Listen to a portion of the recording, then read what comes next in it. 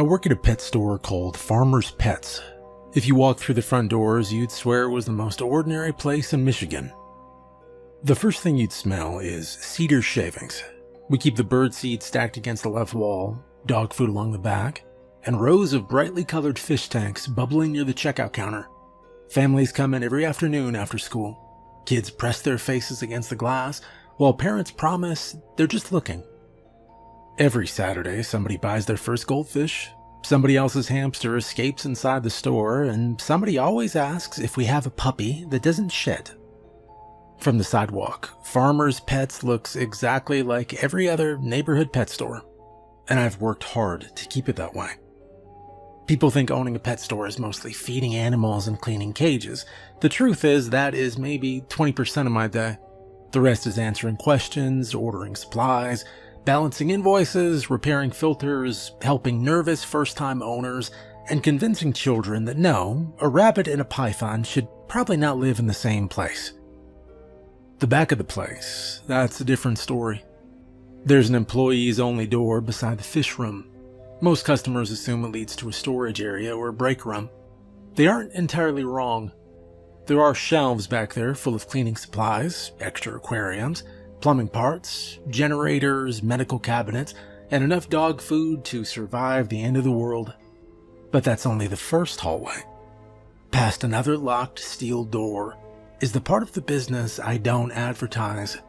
Concrete walls, security cameras, electronic locks. Inhabitants far larger than anyone would ever expect behind a neighborhood pet store. People hear the word cryptid, and they imagine chains, tiny cages, or some lunatic showing off monsters to anyone willing to pay $5 for a ticket. And I've never understood that way of thinking. Most of the things living behind those doors didn't choose to exist. They didn't ask to be feared. And they certainly didn't ask to end up depending on people. I don't hunt cryptids. I don't trap them for fun. Most of the ones I've taken in arrived because somebody else failed them. Sometimes I buy them from collectors who have no business owning them. Sometimes I rescue them after they're injured. Sometimes wildlife officers call me because they honestly don't know who else to contact. And every once in a while, one simply wanders onto my property looking for help. Whenever it's safe, I release them. That's always been the goal. A healthy creature belongs in the wild, not behind a fence. I have released more cryptids than I can count over the last 20 years. Some disappeared into the forest of northern Canada.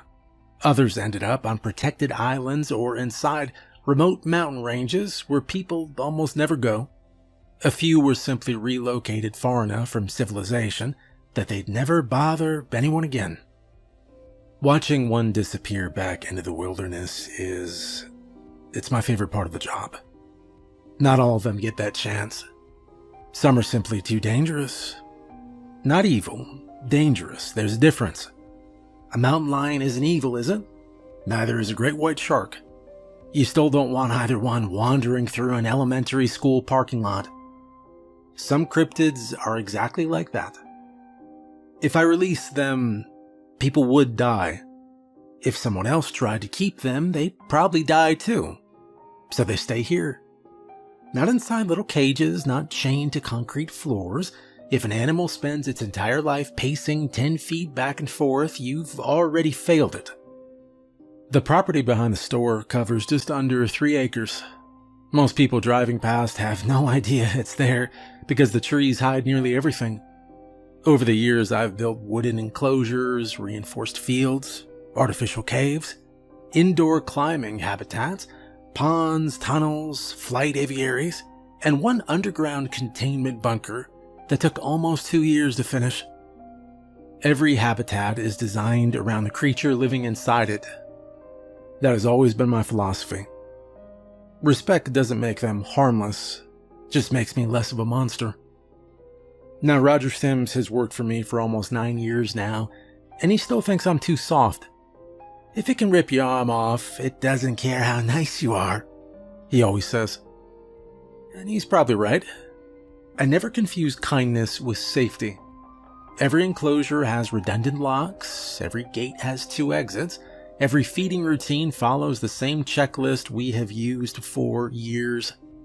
Respect does not mean taking stupid chances. It means remembering that the thing on the other side of the fence is still alive.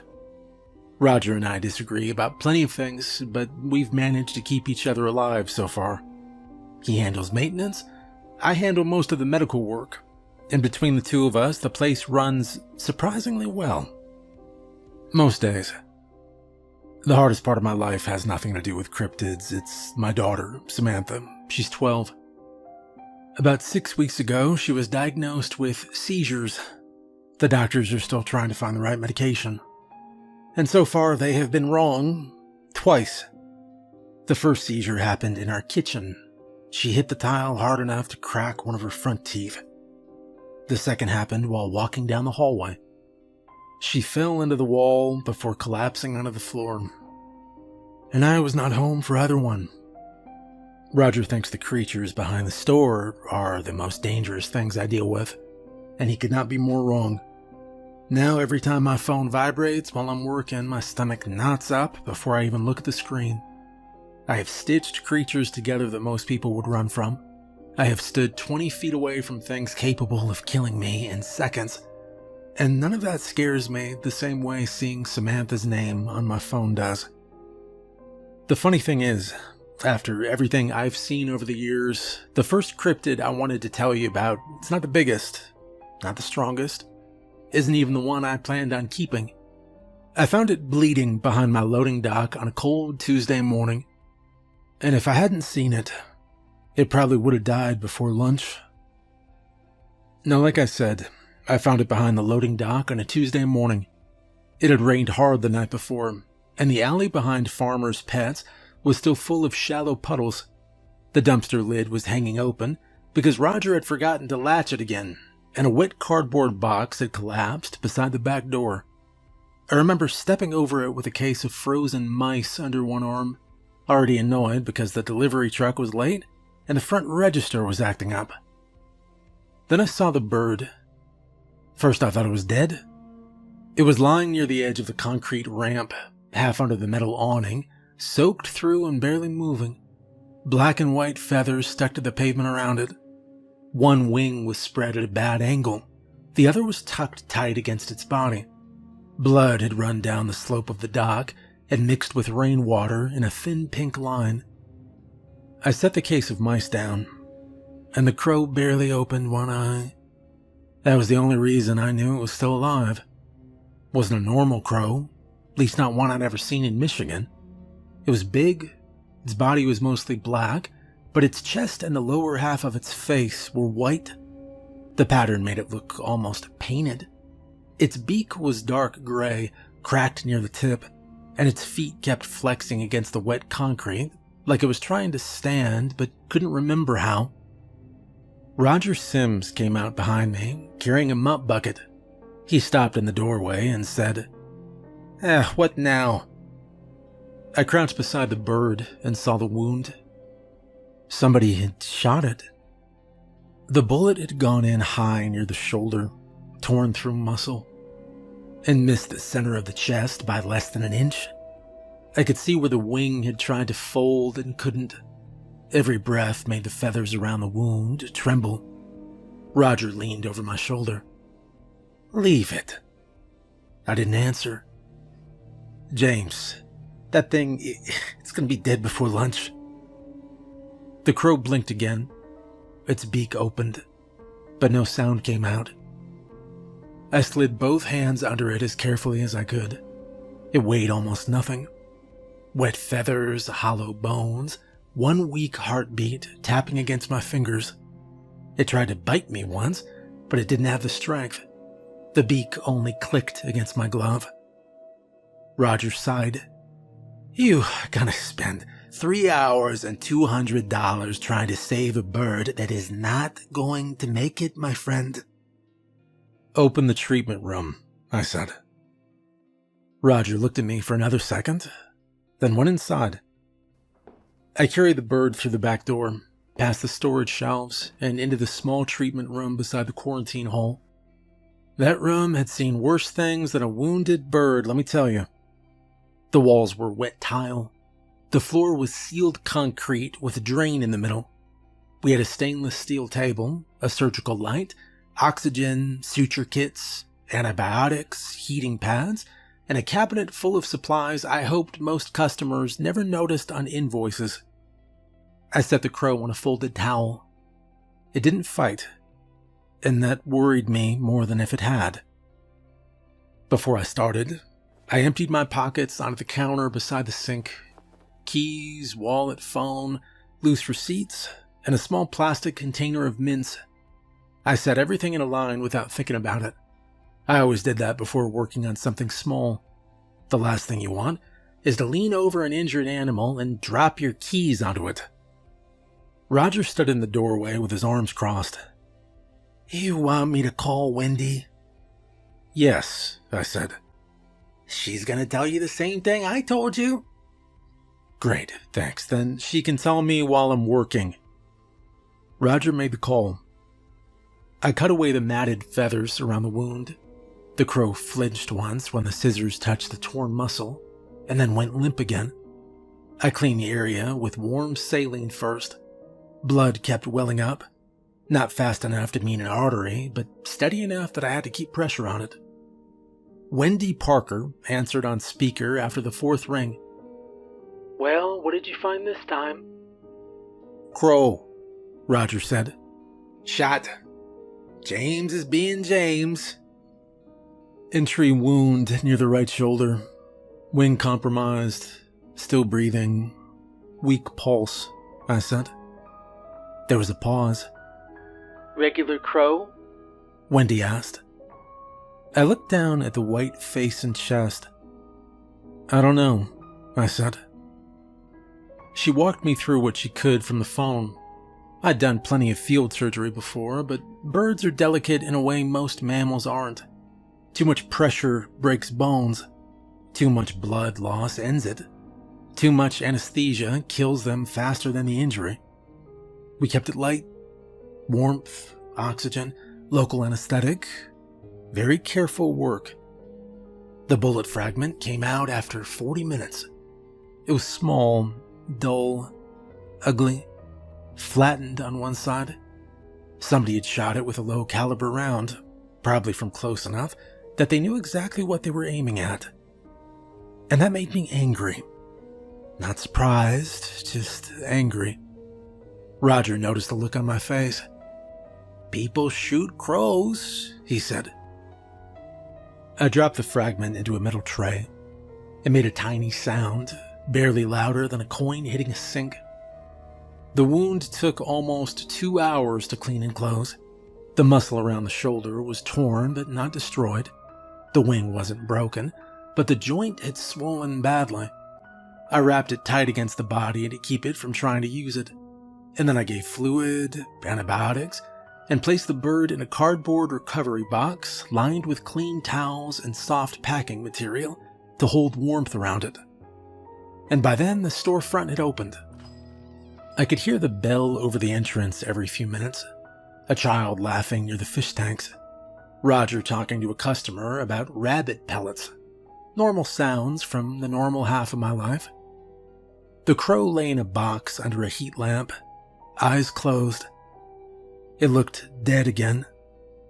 I watched its chest until I saw it barely rise. Then I wrote the time on a piece of tape and stuck it to the box. 10:42 a.m. Roger came back around noon with coffee. "Still alive?" he asked.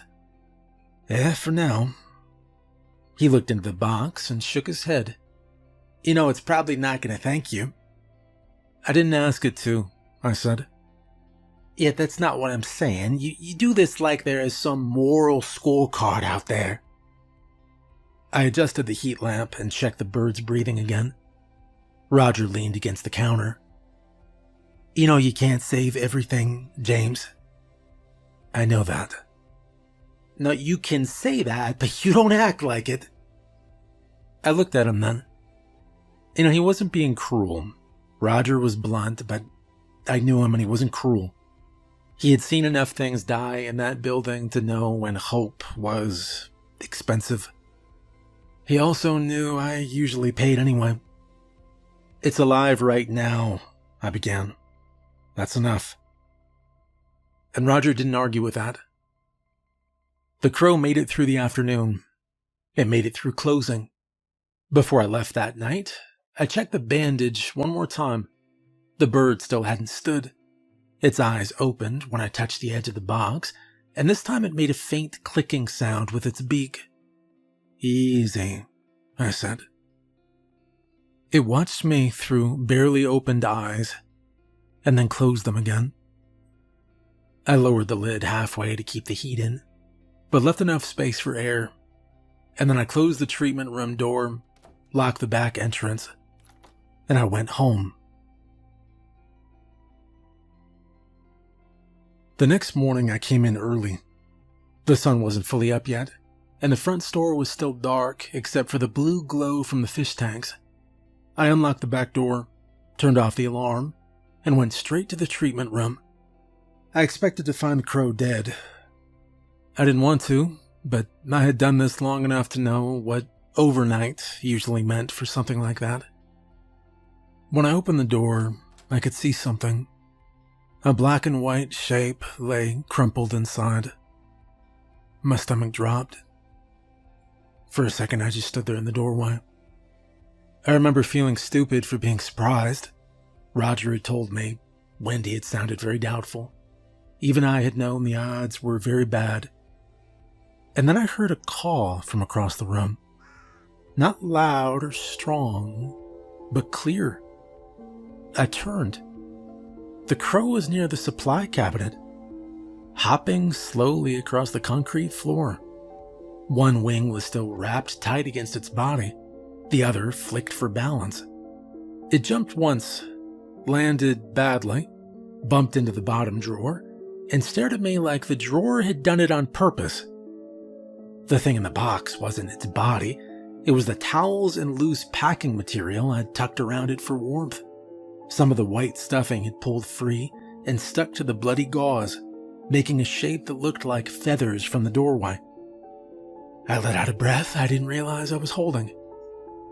"Well, look at you," I said. The crow cawed again at that. It tried to hop away from me.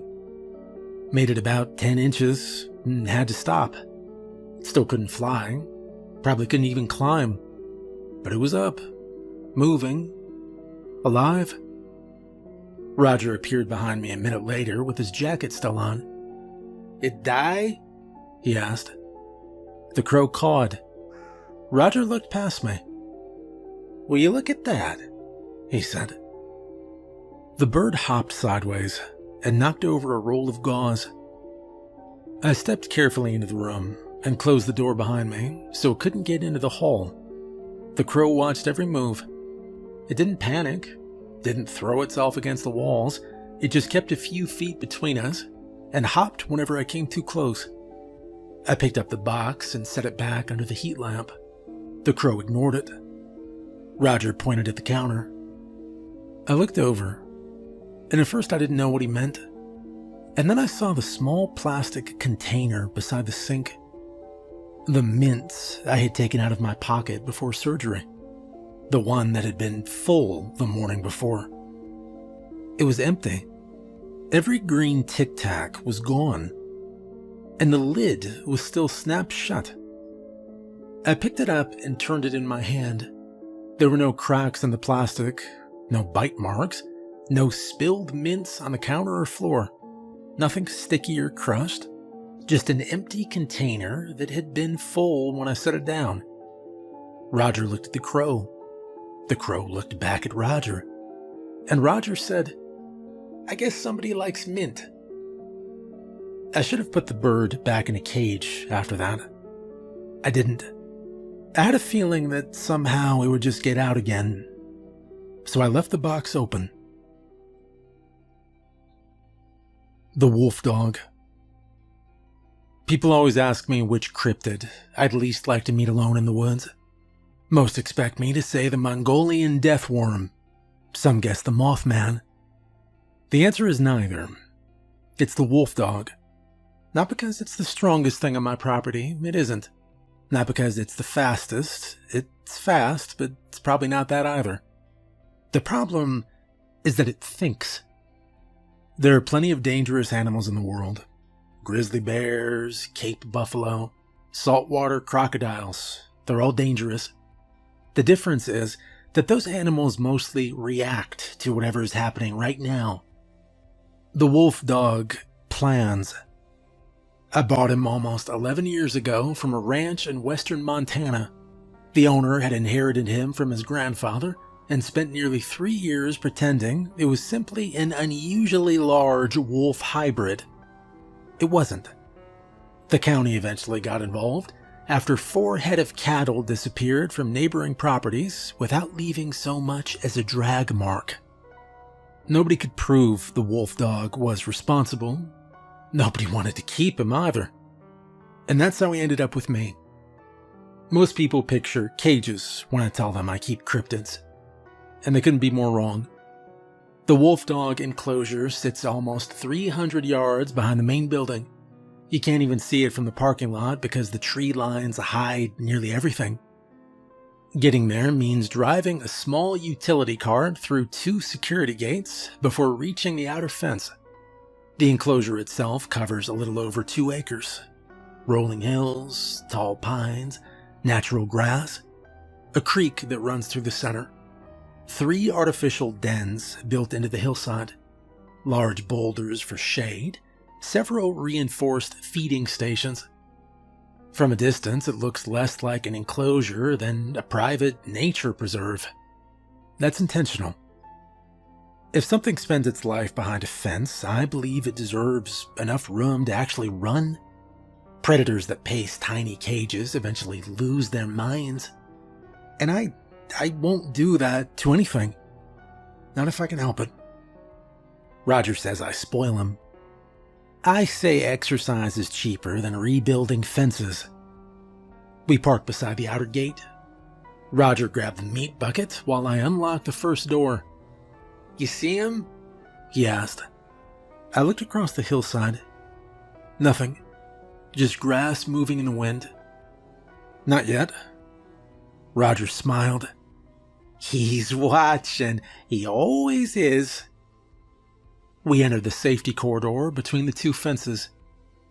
8-foot chain link on one side, 15-foot reinforced steel mesh on the other. Concrete below. Steel overhead. There isn't a place in that corridor where you're ever standing directly beside the enclosure. Again, intentional. The wolf dog appeared without making a sound then. 1 second there was nothing. The next he was standing beneath a pine tree about 80 yards away. He was enormous. His shoulders reached nearly to my waist. His coat was mostly gray, fading into black along the back with patches of white around the throat. At first glance, he looked like an exceptionally large timber wolf. And then he started walking. His front legs were slightly too long, his stride too smooth. His head stayed unnaturally level while the rest of his body moved beneath it. There was something almost practiced about the way he walked. Like he'd spent years studying ordinary wolves and never quite got the imitation just perfect. He stopped 20 feet from the inner fence. Never growled or barked, simply watched us. His amber eyes moved from Roger to me, to the meat bucket, and then briefly upward. I followed his gaze. The crow sat on the top rail of the outer fence. Its injured wing still rested awkwardly against its side, but it looked far stronger than it had a week earlier. It watched the wolf dog, and the wolf dog watched it back. Neither seemed concerned by the other's presence.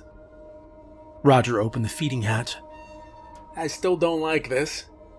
"You never have," I said. "He isn't normal." "Neither are any of them," I said. Roger slid several pounds of venison through the reinforced chute. The wolf dog didn't touch it. Instead, He kept looking at me. "You want permission?" Roger muttered. "I think he does," I said.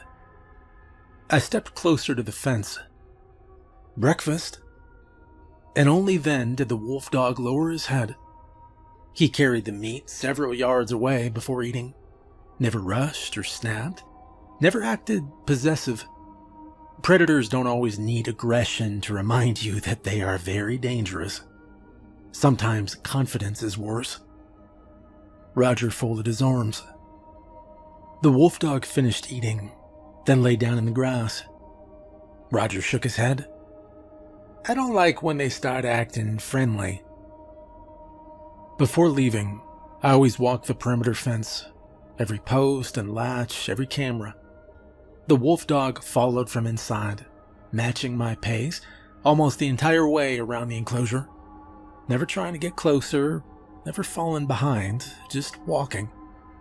When I reached the final gate, he stopped. I looked back once. He was standing on top of the hill overlooking the property.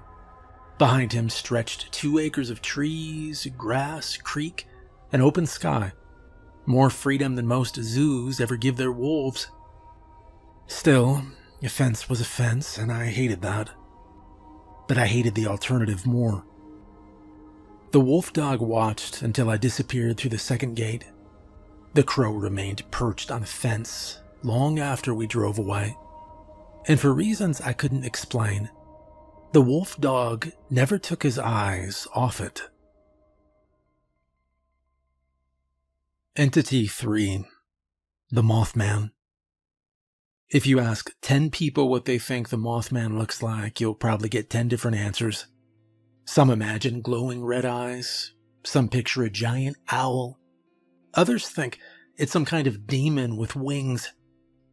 Most of them are wrong. I've only seen one, and that's enough for me.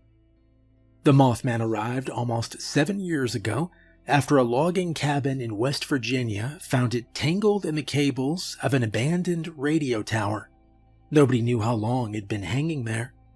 By the time I got the call, 3 different agencies had already argued over who was supposed to deal with it. Eventually, someone who knew me handed over my number. And 2 days later, it was sitting in a custom-built transport trailer headed north. Unlike the wolf dog, the Mothman has never shown the slightest interest in escaping. That surprises people. The truth is, most animals don't spend every waking second trying to break out. If they're healthy, well-fed, and have enough room to behave naturally, they're usually content to stay where they feel safe. And that's why its enclosure is my favorite structure on the property. It took almost 18 months to build. From the outside, looks like an oversized aircraft hangar surrounded by pine trees. Inside, it's 35 feet tall. Steel beams disappear into the shadows overhead. Artificial cliffs line the walls. Dead trees rise toward the ceiling. Natural rock ledges wrap around the perimeter. The center is left almost completely open so something with wings can actually use them. There are skylights made from laminated ballistic glass, nearly impossible to break. During the day, sunlight filters through the roof. At night, the interior stays dim except for a handful of low amber lights mounted near the floor. I don't believe in locking flying creatures inside little cages where they can barely spread their wings. If something can fly, it deserves to fly. Roger unlocked the outer service door while I grabbed the food bucket. "You still think this thing likes you?" "I don't think it likes anybody," I asked. "I think it definitely likes you more than me." "It tolerates me," I replied. Whatever, that's about the same thing." We stepped inside. 2 steel doors. Only one can open at a time. Standard procedure. When the second door rolled upward, cool air drifted out of the enclosure, carrying the smell of damp wood, feathers, and rain-soaked stone. At first I didn't see it, and that's normal. The Mothman is astonishingly difficult to spot when it doesn't want to be seen. And then something moved. Not on the ground, above us. A pair of wings unfolded from the shadows high in the rafters. Slowly, silently. They weren't feathered the way people imagine. Closer to velvet than feathers. Dark charcoal gray with lighter patterns running through them like tree bark. The wings opened wider, much wider, maybe 12 feet across. The creature released its grip on the beam, and instead of dropping, it simply glided. One smooth circle around the enclosure. It barely made a sound. When it landed on one of the artificial trees, it folded its wings around itself until it almost disappeared against the trunk. And only then could I clearly see its eyes. Bright amber, like sunlight passing through old whiskey. Roger stopped beside me. "I hate those eyes," he whispered. I slid several pounds of raw turkey into the feeding platform. The Mothman didn't move. It never rushed food, never begged, never acted excited. It simply watched. People always expect me to tell them the Mothman predicts disaster. Movies made that idea popular. Books repeated it. Even some cryptid researchers believe it. They're wrong. The Mothman doesn't predict anything. It reacts. There's a difference. Over years of observation, I started noticing a pattern. Every single time someone nearby suffered a serious physical injury, the Mothman became restless beforehand. Broken bones, heart attacks, industrial accidents. I still don't know how. Maybe it smells something changing inside the body. Maybe it hears something we can't. Maybe it's something stranger than either of those. I honestly don't know. I only know what I've seen. Roger doesn't buy my explanation. "You've got confirmation bias," he says. "I've also got 7 years of notes," I reply. Every unusual behavior on my property gets written down. Feeding habits, sleep schedules, weather, medical observations, anything that repeats. Patterns matter. Especially when you're dealing with animals nobody else has spent enough time studying. The crow landed quietly on the railing beside the viewing platform then. It still wasn't flying well. Mostly short glides now. Its injured wing had healed enough that it stayed folded normally, although every once in a while I'd notice a slight hitch when it landed. The Mothman looked directly at the crow, and the crow looked back. A few seconds passed, and Roger said, "I think they know each other." Entity 4. Smallfoot. Out of everything living behind farmers' pets, Smallfoot is probably my favorite. Not because he's the safest, he isn't. Not because he's the smartest, either.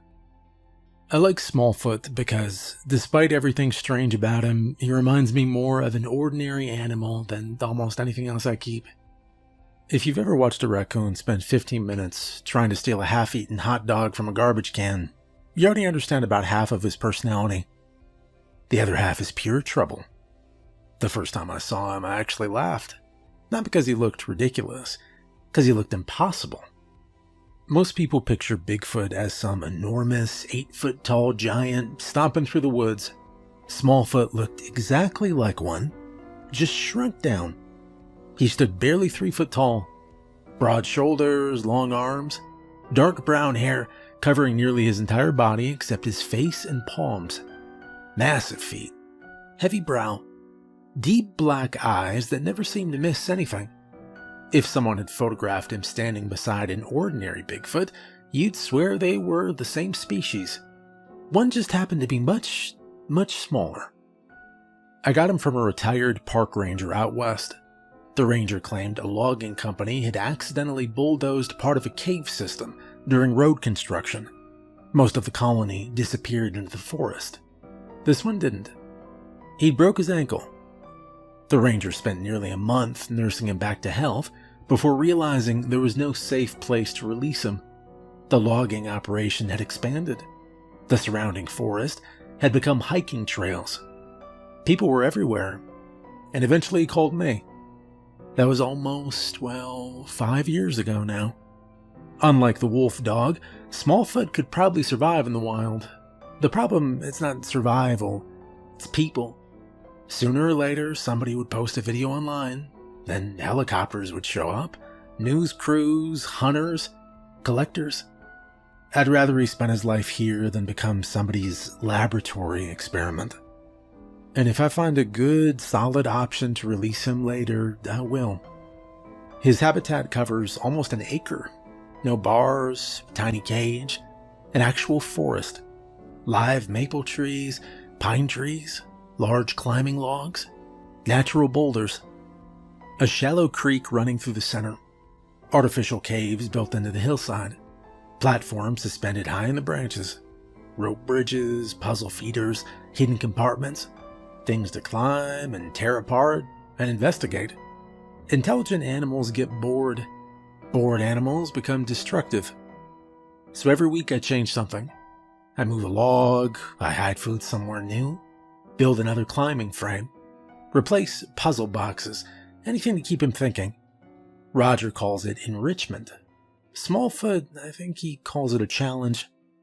"You made another one?" Roger asked as we walked toward the enclosure. I pointed toward a wooden box hanging from one of the trees. "Yeah, he figured out the last feeder in 2 days," I said. "I still think you're making him smarter." "I probably am." "You ever think that's a bad idea?" The outer gate buzzed open. Unlike the wolf dog enclosure, this one felt almost peaceful. Birds nested in the trees. The creek made just enough noise to drown out the highway almost half a mile away. Sunlight filtered through the branches. If you ignored the 12-foot security fence surrounding the property, it looked like an ordinary patch of forest. Roger whistled once. Nothing happened. Then a pine cone bounced off his shoulder. He sighed. "Morning." Another pine cone hit the ground beside his boot.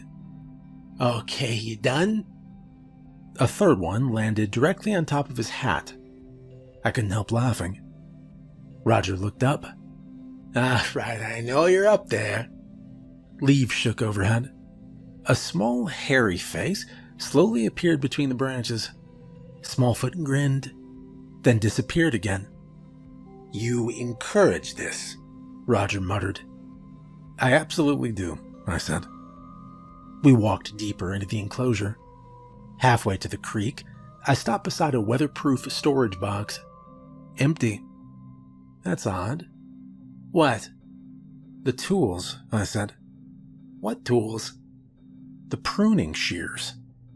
Roger immediately groaned. "They're gone again?" "They're gone," I said. Roger looked back toward the trees. Hey, give them back." Silence, then, from somewhere high above us, came a soft, chattering laugh. "He thinks you're funny," I said. "He thinks I'm an idiot." "Yeah, those aren't mutually exclusive," I said.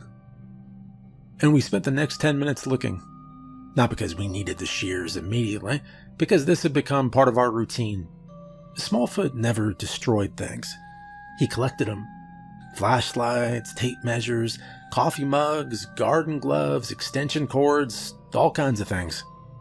One time he stole an entire windshield wiper. I still have no idea how. Roger once lost his wallet for almost 3 weeks, and we eventually found it inside a hollow log. Every card still neatly inside. Nothing damaged. Smallfoot didn't steal because he needed things. He stole because he enjoyed watching us look for him. Roger finally spotted movement near the creek. "There." And Smallfoot sat on top of a boulder with my pruning shears resting across his lap. He wasn't using them. He was holding them, watching us. "Come on," Roger said. Smallfoot tilted his head, didn't move. I reached into my backpack, and I pulled out a jar of peanut butter. Smallfoot's eyes widened immediately. I unscrewed the lid just enough for the smell to drift across the clearing. Smallfoot climbed down from the boulder, slowly, never taking his eyes off the jar. He carried the pruning shears over, set them gently on the ground, and then looked at me expectantly. I rolled the jar toward him, and he caught it before it tipped over. Roger shook his head. "You've trained him." "No," I said. "Then what do you call that?" "A trade," I replied. Smallfoot hugged the peanut butter against his chest and disappeared into the trees before Roger finished talking. Roger picked up the shears. As we continued checking the habitat, something black landed on a nearby branch. The crow. It had become a regular visitor over the last couple of weeks. Its wing still wasn't perfect, but it could fly well enough now to move around the property. It watched us for a few seconds, then looked toward the trees. A moment later, Smallfoot reappeared. He still had peanut butter smeared across one side of his face. The two stared at one another. Neither seemed surprised. Smallfoot reached behind a log and pulled out a battered coffee mug, one of Roger's. He set it on the ground, and the crow hopped down beside it, tilted its head, and then pecked once at something lying in the grass. Roger bent over. "Hey, my pen!" He picked it up. "I've been looking for this all week." The crow hopped backward. Smallfoot made another quiet chattering sound that almost sounded like laughter. Roger looked from one to the other, and then the crow fluttered up into the branches. Smallfoot vanished into the forest. I am going to give Smallfoot the option to leave one day, to go back into the forest. But first we have to find his family, and we have to keep him safe. Entity 5. The Mongolian Death Worm. Now there's plenty of things on my property that can hurt you. The wolf dog could kill a grown man if he ever wanted to. The Mothman could probably break every bone in your body just by dropping you from the top of the aviary. Even Smallfoot is strong enough to shatter fingers if he ever stopped treating everything like a game. None of those concern me as much as what's buried beneath the sand. People have asked me more questions about the Mongolian death worm than every other cryptid combined. Most of them want to know if it's real. It is. The second question is usually what it looks like. And the honest answer is I don't really know anymore. Because I haven't actually seen it in 8 years. That usually surprises people. How do you care for something you never see? Well, carefully. Its habitat sits farther from the main property than every other enclosure. Far beyond the wolf dog's field, hidden behind a thick stack of pines, is a low concrete structure built into the side of a hill. From the outside, it looks more like a military bunker than an animal habitat. There's no windows, no skylights, no viewing platform, only a single reinforced steel door surrounded by poured concrete nearly 3 feet thick. The building exists for one purpose: keeping whatever lives there inside. Most visitors expect to walk through the glass and see some giant monster waiting behind it. Instead, they see sand. Nothing but sand. The enclosure measures a little over 100 feet long and nearly 50 feet wide. The floor disappears beneath thousands of tons of compacted desert sand imported over several years from multiple suppliers. Every few months more is added to replace what settles or is removed during maintenance. The walls are smooth, reinforced concrete. The ceiling rises almost 30 feet overhead. Large ventilation systems keep the temperature and humidity remarkably stable year-round. There are buried heating systems beneath sections of the enclosure that simulate warmer ground during winter. Water lines run underneath the surface, maintaining moisture levels that closely resemble the regions where the species is believed to have originated. As strange as it sounds, I wanted the animal to have a life that resembled the one it was meant for, even if I never actually saw it. The first time I entered the enclosure, years ago, I expected to watch it moving beneath the surface. Instead, nothing happened. The sand looked perfectly still. No ripples or tunnels, no movement. I stood there for almost 20 minutes before realizing I was making the same mistake everyone else makes. Just because you can't see something doesn't mean it isn't watching you. Maintenance inside the bunker follows the same schedule every Tuesday morning. Every single one, no exceptions. 40 pounds of meat, always the same amount. Always dropped from the same location. Always behind the same painted safety line. There is only one rule inside that building. Never, ever step beyond the red line. Everything inside that painted boundary belongs to it. Everything outside belongs to me. And that arrangement has worked for almost a decade. I intend to keep it that way. The bunker remains strangely quiet. Occasionally, grains of sand slide down one of the slopes.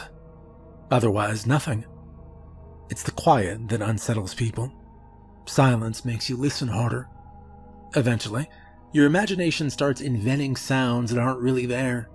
A scrape, a vibration, something shifting beneath your feet. I've learned not to trust any of it. Every Tuesday, I wheel the meat inside using the same stainless steel cart. The wheels leave shallow tracks across the concrete. The smell reaches the enclosure long before I do. I stop at the red line, set the buckets down, tip them forward. Chunks of meat tumble out of the sand, and then I back away, immediately. The first sign is almost impossible to notice.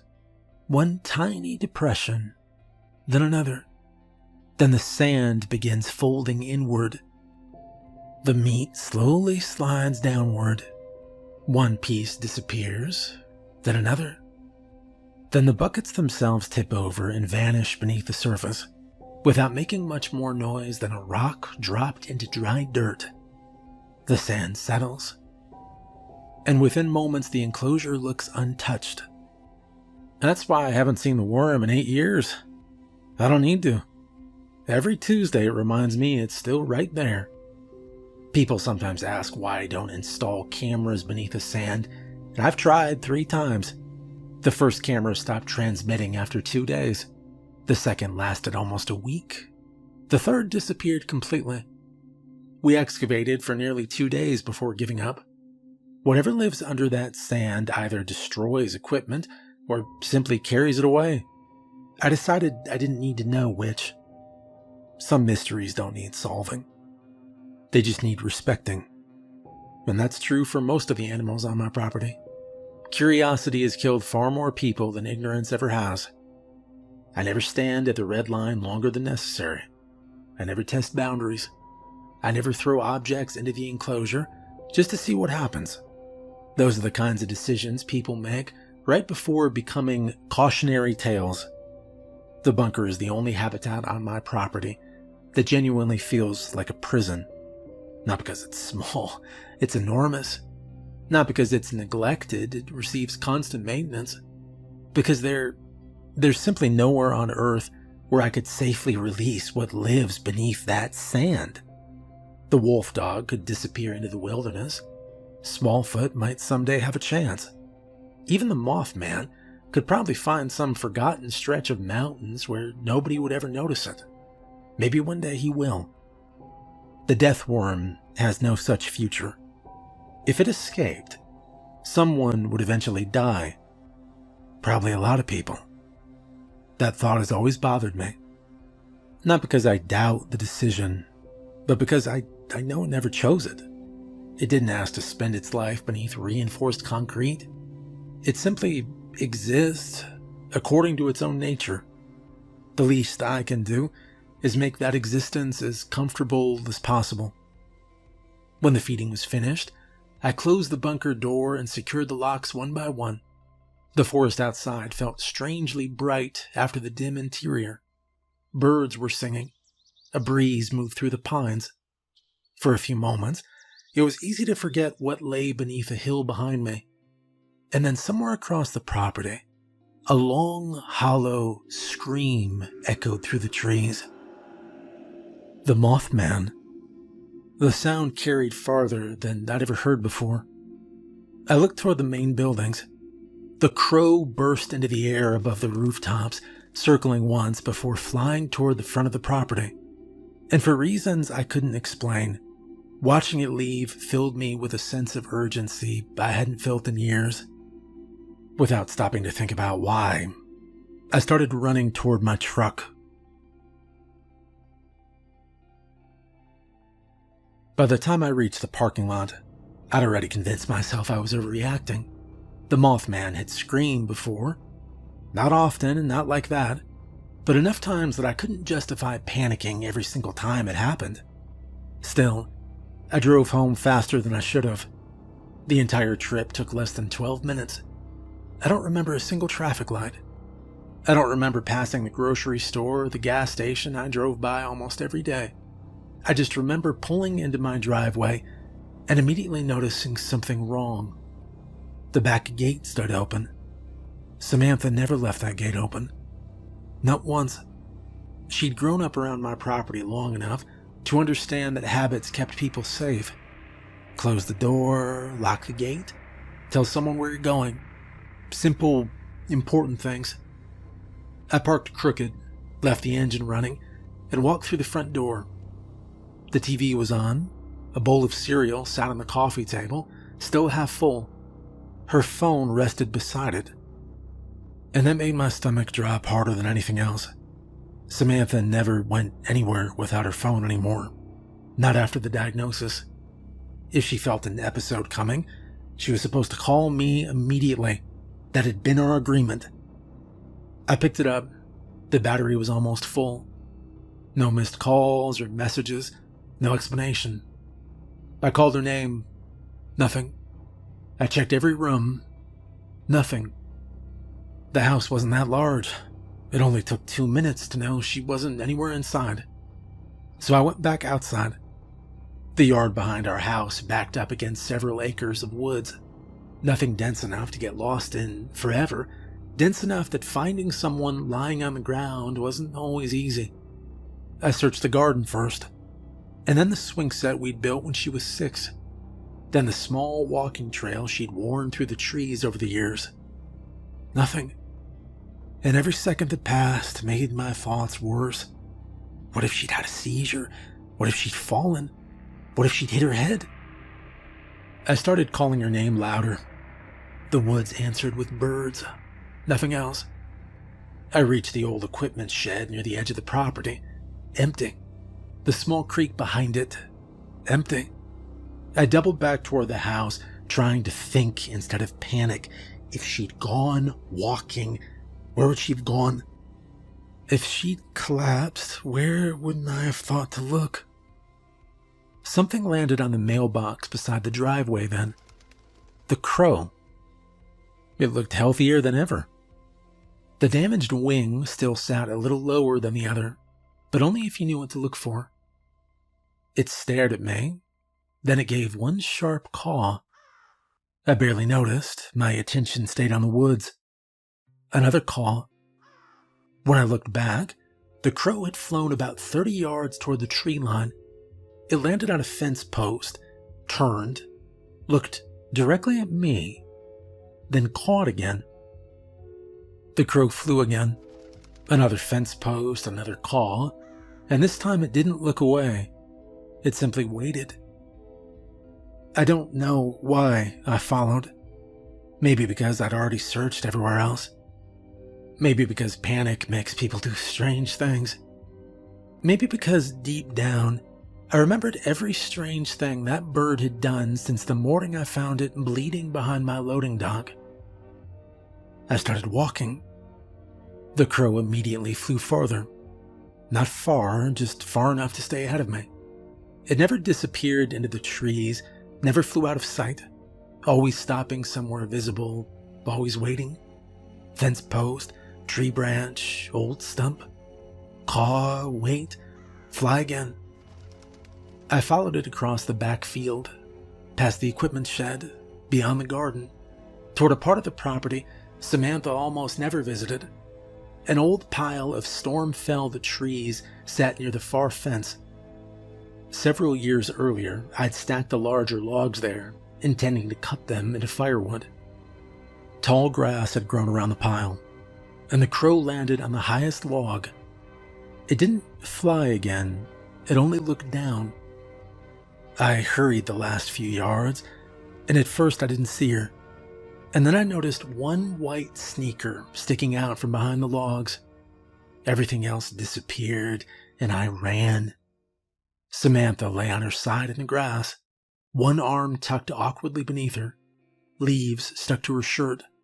A scrape crossed one side of her forehead where she'd fallen against the bark. But she was breathing. Thank God she was breathing. Her eyes fluttered open as I knelt beside her. She looked confused, exhausted, like someone waking from a dream they couldn't remember. She tried to sit up, and I gently stopped her. She had another scrape on her knee, a bruise already forming along one elbow. It looked like she'd collapsed, rolled down the slight slope beside the log pile, and come to rest where nobody passing the trail would ever have seen her. If I'd searched the property another 10 or 20 minutes, I still don't think I would have looked there. I called for help, and then I stayed beside her until it arrived. Only after I knew she was going to be okay did I remember the crow. I looked toward the top of the log pile, and it was still there, watching. The ambulance pulled into the driveway several minutes later. The lights flashed through the trees. People hurried toward us carrying equipment. And when I looked back towards the crow, it was gone. Well, Samantha recovered. The doctors adjusted her medication again, and the next few weeks were better than the previous 6. Not perfect, but better. Life slowly returned to something resembling normal. I've never seen the crow again. Part of me does hope I see it again one day. I still owe it a thank you. Well, every morning before I begin work, I still empty my pockets onto the stainless steel table in the treatment room. Then I unlock the doors leading to the back property. The wolf dog is usually waiting somewhere along the fence line. Smallfoot is almost certainly hiding something that belongs to me. The Mothman circles silently through its aviary, and every Tuesday, 40 pounds of meat disappear beneath the sand. There are plenty of other habitats beyond those. Some hold animals that are almost ready to return to the wild. Others will probably spend the rest of their lives here because that's the only way both they and everyone else can stay safe. From the street, Farmer's Pets still looks like an ordinary neighborhood pet shop. People come in for dog food, cat litter, aquarium filters, birdseed. Most of them never notice the reinforced doors beyond the fish tanks. And if I keep doing my job right, they never will.